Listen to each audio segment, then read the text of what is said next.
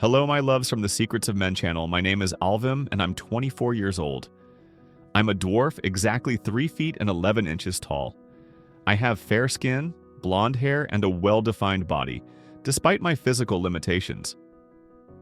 Since I was very young, my condition has always been a reason for exclusion, and I grew up feeling out of place. I never experienced what it was like to have a relationship with a girl. Loneliness was a constant, especially at school when the other boys' teasing always seemed a little crueler. Sometimes I just wanted to be invisible, to hide from everyone. But at other times I felt an overwhelming desire to show myself to the world, to be seen for who I am. My parents are busy businessmen and have always traveled a lot for work, so after I finished school I was kind of lost, not knowing which way to go. I watched others my age achieving things, traveling, meeting new people, while I found myself stuck at home with a monotonous routine. Often, it was just me and the silence which echoed through the rooms like an ungrateful friend. I felt consumed by boredom. I tried to study at home to learn something new, but my mind didn't seem to keep up. Everything seemed purposeless. Then, one day, I decided to change that. I was tired of staying at home. I put on some comfortable clothes, straightened my hair, and went for a walk around the neighborhood. There was a snack bar a few blocks from my house that I passed in front of several times but had never been inside. I decided it was time to do something different, so I went in. The cafe was simple and cozy, with little wooden tables and an irresistible smell of coffee and fresh bread in the air. The owners were a nice couple, Mr. Arnold and Mrs. Megan. He must have been about 59. With a robust physique and a protruding belly that showed his love of beer and good food. Mrs. Megan was a kind woman, always with a sincere smile on her face.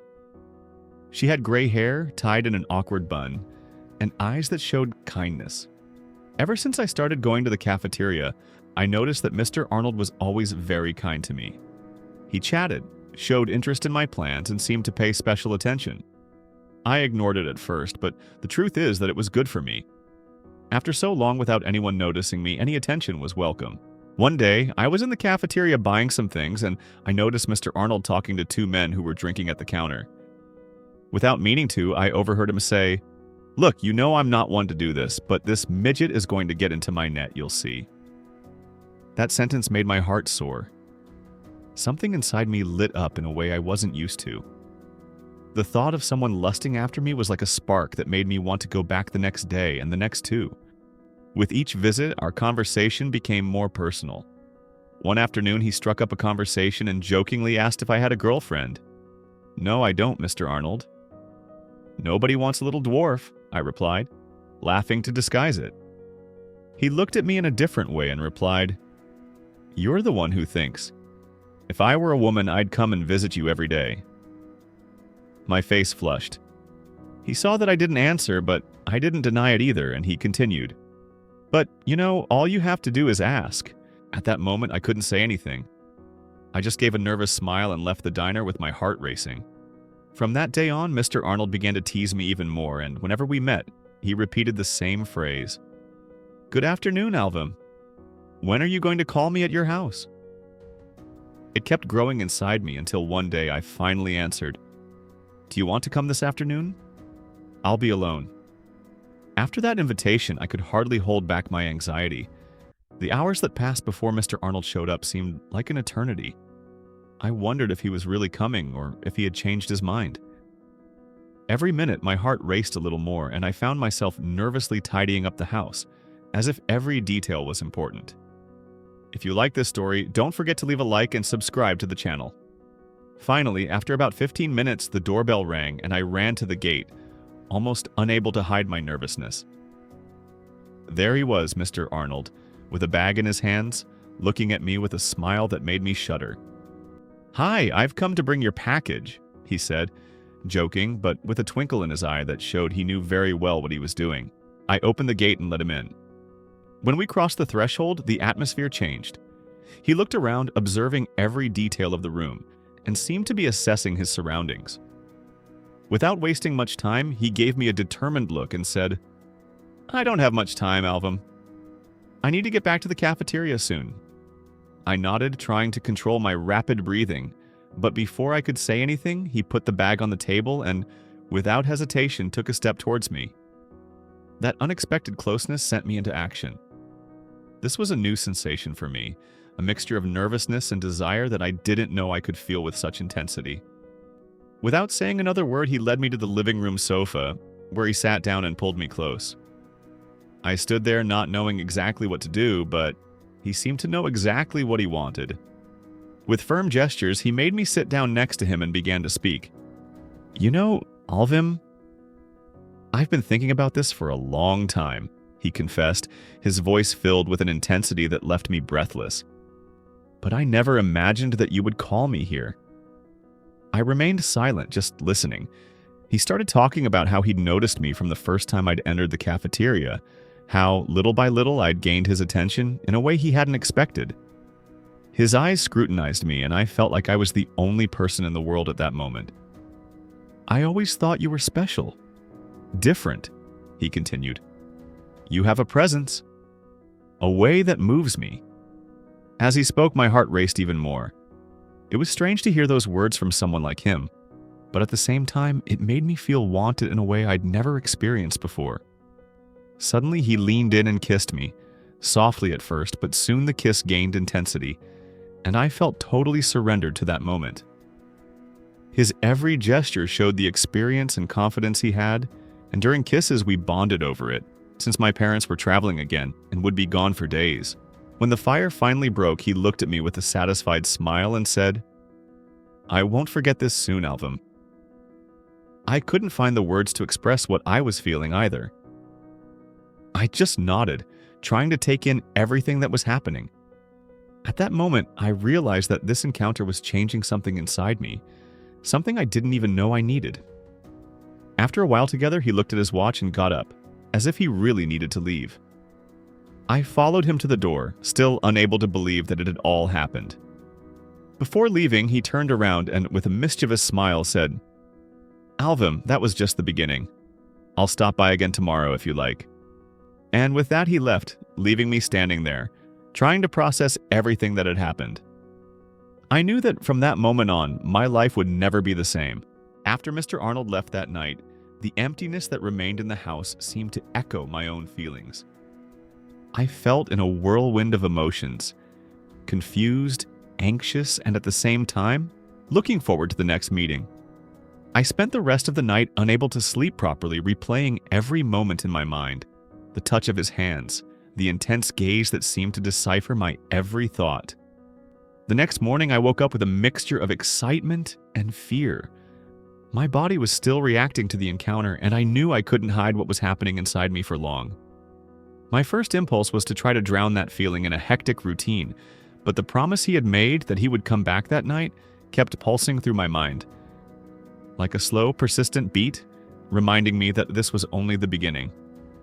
As the day dragged on into the afternoon, I started organizing the house again, even though I knew he didn't care. The truth is that it was just a way to contain my nervousness, to keep my hands busy while my thoughts wandered between fear and desire. Questions popped into my head. Would he really come? Did what happened between us mean something to him, or was it just a moment he would leave in the past? When the clock struck almost 8 in the evening, the doorbell rang. My heart nearly leapt out of my chest.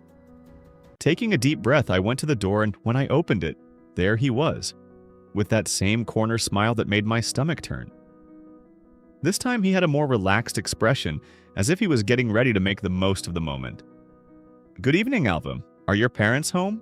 he greeted, his voice low, carrying a soft, determined tone. "Good evening, Mr. Arnold." "No, they're not," I replied, trying to sound calm, but he soon noticed my nervousness. "Shall we go in then?"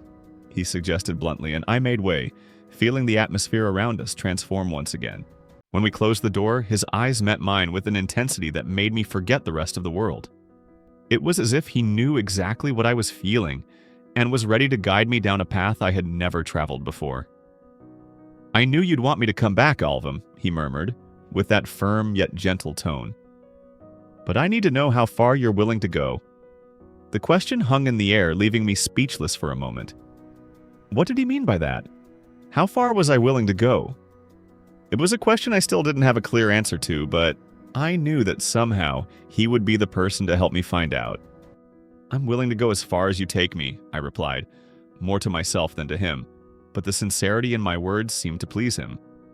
With a satisfied smile, he moved closer again and, without wasting any time, pulled me into a long, intense kiss. It was unlike anything I had ever experienced before. It was more than just a physical touch. It was as if he was showing me something I didn't even know existed. As the kiss deepened, this time I took Mr. Arnold into my bedroom. The warmth of his presence was comforting and stimulating at the same time. Going out with that older man, with the security and experience that I didn't have, made me feel a mixture of emotions that I could never describe. Quick question: which city are you watching from? Leave it in the comments.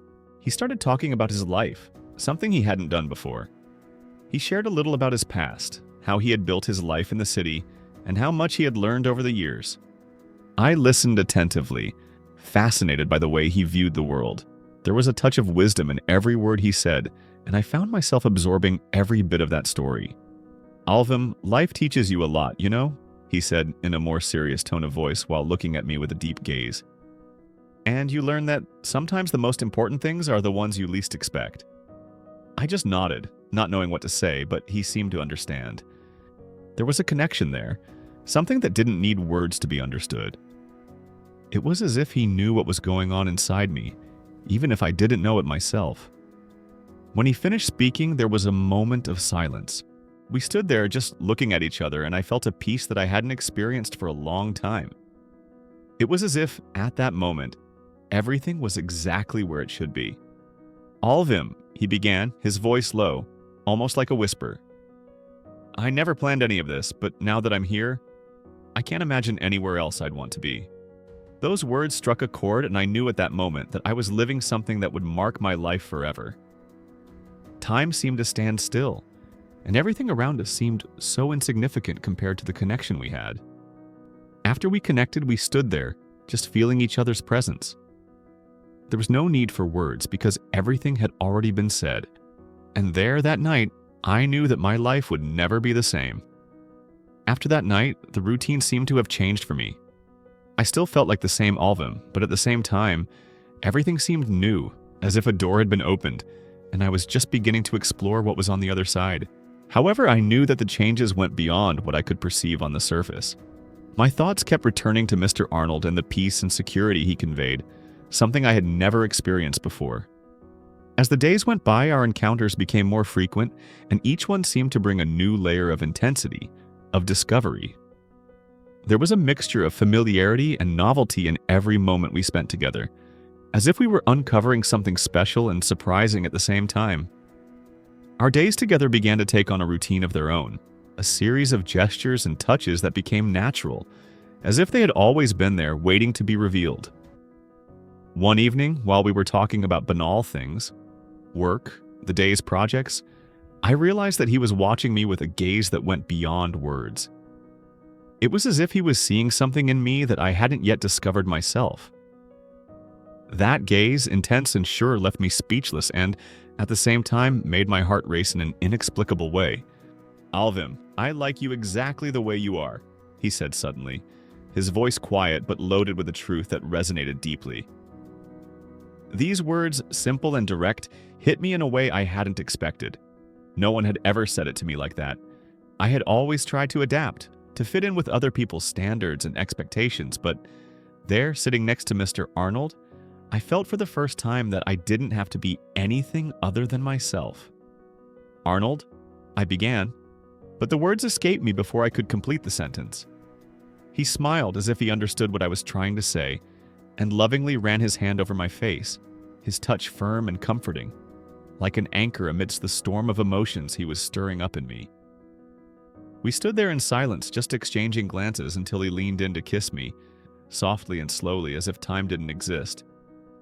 That night, without either of us having to say it, I realized that something deeper was forming between us. It wasn't just desire, it was something that involved trust, surrender, and a feeling of belonging, of finally having found a safe place. Every gesture, every touch seemed to confirm that. and I knew I could no longer ignore how much it meant to me. As the days went by, this feeling became clearer and clearer, and our meetings began to include conversations about what really mattered, about our lives, our fears, our dreams. He would tell me about his youth, the challenges he faced to get where he was, and I, in turn, would share my uncertainties, my ambitions, the things I wanted to achieve.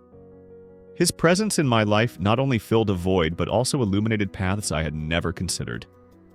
Then one afternoon, he invited me for a walk. He said he wanted to show me a special place where he used to go when he needed to think. We went to a trail in a remote area of the city, surrounded by trees and with an incredible view of the sunset. Sitting side by side, watching the horizon, he began to talk about how, at moments like that, he felt that everything made sense, that all the pieces of his life fitted together perfectly. "You know, Alvim, things don't always turn out the way you expect," he said after a while with a faraway look in his eyes. "But sometimes, along the way, you find exactly what you need, even if you didn't know it before." There was a heavy silence, full of meaning. I knew he was talking about us, and that moment seemed so perfect that I almost didn't want to break the magic with words. But the need to express what I felt was stronger. "I feel it too, Arnold," I finally confessed. "I never imagined that someone like you could be part of my life, but now I can't imagine what it would be like without you." He smiled, a calm, satisfied smile as if he'd been waiting for it. And as the sun disappeared over the horizon, I felt that moment was marked forever. There were no more doubts, no more fears. There was just a quiet certainty, a peace that came from being exactly where we were supposed to be. Over time, I began to realize that this relationship had become an anchor point in my life. It was a feeling of belonging, of knowing that I had someone I could trust, someone who accepted me completely. I felt stronger, more confident, as if with him by my side I would be able to face any challenge. And so, between meetings and silent moments of complicity, I allowed myself to be more and more myself, without masks, without fear. With him by my side, it was as if a new reality was unfolding, where the expectations and pressures of the world around us lost their meaning. Every smile he gave me was like an invitation to let my guard down, to show what I really was without fear of judgment. With him, I could be myself, stripped of any disguise. I soon realized that he didn't need me to be perfect, nor did he expect me to play any role to please him. He taught me that true connection didn't require labels or promises. It was something that existed on its own, that was enough in its essence. In every conversation and every silence, he made me understand that love didn't need an explanation. It didn't need to fit into the frames that society imposes. It was simply love, light and free, without chains. Over time, I learned to appreciate even the moments when we were together doing nothing, just letting time pass while our breaths adjusted to each other. Being with him was like exploring a land that was unknown and safe at the same time, where I could be free without fear of getting lost. We didn't need words. The looks we exchanged already carried everything we felt, and there was an intensity in them that made me feel alive like never before. That night, after a long day in his company, I felt a peace that I hadn't experienced for a long time. The world seemed to turn more slowly as I watched him sleep beside me. There was something deeply enchanting about seeing him like this, asleep, with a serene and peaceful expression. Every detail of his face seemed to be drawn by some kind of magic that I couldn't understand, but which attracted me deeply. He seemed so vulnerable, so human, and I felt blessed to be next to someone who could be so genuine. Every time I looked at him, a wave of gratitude washed over me. I was grateful to have found someone who really saw me, who understood every part of me, even the ones I used to hide. In that instant, I realized that there was something bigger between us, something that I wanted to preserve at all costs. I knew that from then on, I would do whatever it took to protect what we had built together. Life might bring challenges, but I was willing to face them because I had found something worth fighting for. As he slept, I approached him slowly, trying not to wake him. It was a feeling of belonging, of finding my place in the world alongside him. I lay there, following the rhythm of his breathing, feeling the gentle weight of his presence that brought an indescribable calm. There was a truth between us that didn't need to be put into words. It was enough to be there, sharing the same space, the same night, the same dreams. I remembered all the moments we had spent together, every conversation and every laugh, every touch that, however simple, seemed to carry the universe within itself. By his side, I felt that every second mattered, that every gesture, no matter how small, had a special meaning. He was like an anchor that kept me in the present, that showed me that the here and now were more precious than any expectation or ideal of the future. At that moment, I made a silent promise. I would do anything to preserve that feeling, to protect our history. I knew that just as he showed me his true essence, I also allowed myself to be someone I didn't know completely, but was proud to show. He helped me discover who I was and who I could be, and that gave me the strength to believe that our bond was special. I spent hours there by his side, watching him sleep, listening to his peaceful breathing. My heart beat in a peaceful rhythm, something rare in a life of so many uncertainties. I was sure that whatever happened, that bond we had built would be unforgettable, a mark on my soul. I knew that this was a story that I would always carry with me, no matter how life turned out. Feeling accepted, welcomed, and loved like that was like rediscovering the beauty of giving yourself to someone else. Every moment with him was as if time stood still, as if the world was in the background, and the only thing that mattered was his presence there by my side. It was something I wouldn't trade for anything. That was the report, my loves. What was your opinion? Leave it in the comments. And of course, if you like this video, don't forget to leave a like and subscribe to the channel.